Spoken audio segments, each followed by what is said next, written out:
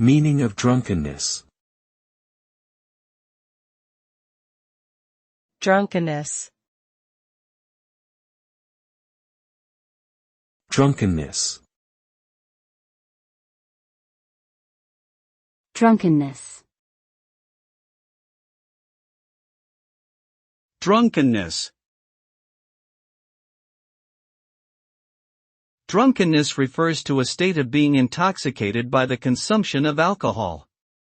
The effects of drunkenness can include impaired judgment, slurred speech, loss of balance and coordination, impaired vision and hearing, nausea, vomiting, headache, and decreased inhibitions.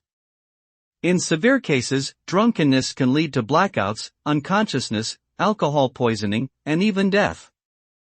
Long-term abuse of alcohol can also result in serious health problems such as liver disease, pancreatitis, and cancer. Therefore, it is important to drink responsibly and in moderation to avoid the negative consequences of drunkenness.